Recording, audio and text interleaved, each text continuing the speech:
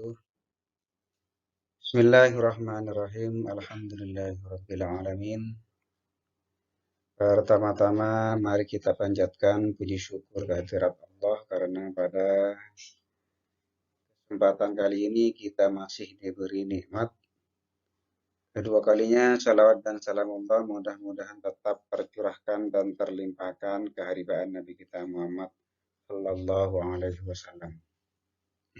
Pada kesempatan kali ini saya akan mempresentasikan mata kuliah ilmu fikih.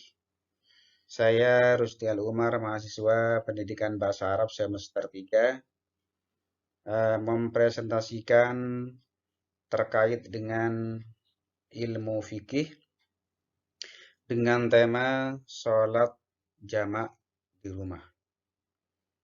Sebelum segala sesuatunya saya sampaikan, tidak lupa saya mengucapkan terima kasih kepada dosen pengampu mata kuliah ilmu fikih, Bapak Agus Hasan Mustafa, MPDI. Selanjutnya, kita akan membahas terkait dengan sholat jamak di rumah ketika tidak ada halangan apapun. Judul bahasan pada kesempatan kali ini adalah Hukum Syariat Islam Sholat Jamak di Rumah.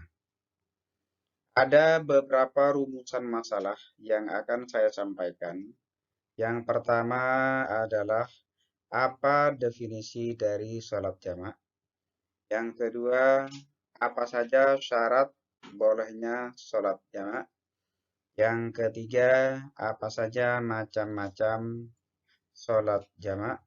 Dan yang terakhir, bagaimana syariat Islam memandang terkait dengan hukum sholat jamak di rumah. Kemudian tujuan pembahasan pada kesempatan kali ini adalah pertama, mengetahui makna atau definisi dari salat jamak. Kedua, mengetahui syarat-syarat bolehnya salat jamak. Ketiga, mengetahui macam-macam salat jamak. Keempat, bagaimana syariat Islam memandang hukum salat jamak di rumah. Kepada pengertian salat jamak. Salat jamak yaitu salat yang dilaksanakan dengan mengumpulkan dua salat wajib dalam satu waktu. Misalnya salat zuhur dikumpulkan dengan salat asar dan salat maghrib dengan salat isya. Jamak secara bahasa adalah mengumpulkan, dari bahasa Arab al-jam'u yang artinya menggabungkan atau mengumpulkan. Nah, kemudian pembahasan hukum sholat. Yang pertama, macam-macam sholat jamak dulu. Ada dua macam sholat jamak. Yang pertama, sholat jamak takdim, yaitu menggabungkan pelaksanaan dua salat dalam satu waktu dengan cara memajukan salat yang belum masuk waktu ke dalam salat yang telah masuk waktunya. Seperti menggabungkan pelaksanaan salat asar dengan salat zuhur pada waktu salat zuhur, atau melaksanakan salat isya dengan salat maghrib pada waktu salat maghrib. Jadi salat zuhur itu dikerjakan bersama sholat asar, di mana waktunya adalah waktu zuhur, atau sholat maghrib dikerjakan dengan waktu sholat isya, sedangkan waktunya di dalam waktu sholat maghrib. Itu jamak takdim. Kemudian jamak takhir, yaitu menggabungkan pelaksanaan dua salat dalam satu waktu dengan cara mengundurkan salat yang sudah masuk ke waktu salat yang berikutnya. Seperti salat zuhur dan salat asar dikerjakan pada waktu salat asar, atau salat maghrib dengan salat isya dikerjakan pada waktu sholat isya.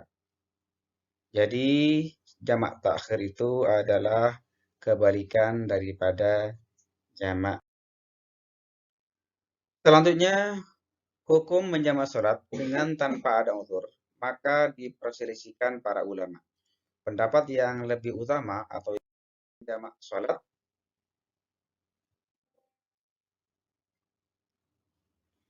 boleh hukumnya menjamak sholat tanpa adanya uzur. Hukum mengqashar sholat itu khusus berlaku untuk orang yang sedang safar, sedangkan menjamak sholat tidak khusus berlaku untuk orang yang safar. Kita boleh menjamak sholat karena ada hajat tertentu seperti hujan, sakit, tanah berlumpur, dan lain sebagainya. Ibnu Taimiyah menjelaskan bahwa qashar itu sebabnya karena safar secara khusus. Tidak boleh dilakukan pada kondisi selain safar. Adapun menjamak sholat sebabnya karena ada uzur atau berupa kebutuhan. Apabila seseorang membutuhkan, maka ia menjamak pada safar yang pendek maupun safar yang panjang. Kemudian, karena maksud dari pensyariatan jamak ini adalah mengangkat kesulitan. Sebagaimana yang dijelaskan di dalam kitab Majmu' Fatawa halaman 22 atau 293.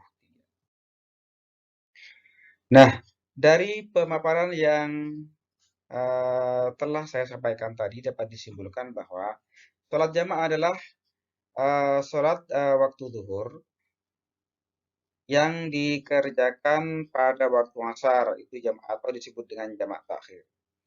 Sholat maghrib dan isya dikerjakan pada waktu maghrib jamak takdim atau dikerjakan pada waktu isya jamak takhir.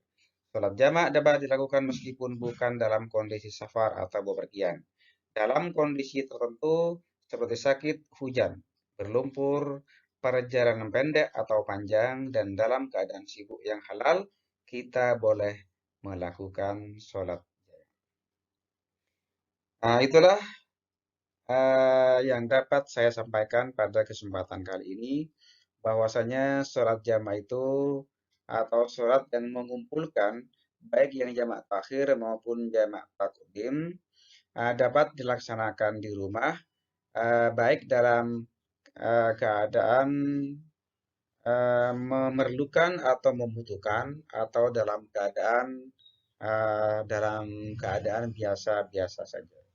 Namun demikian, ada ulama yang berpendapat bahwa tidak boleh sholat jamaah itu dijadikan sebagai kebiasaan apabila tidak ada uzur yang menimpa terhadap orang tersebut. Nah, demikianlah mudah-mudahan ada manfaatnya. Saya akhiri. Assalamualaikum warahmatullahi wabarakatuh.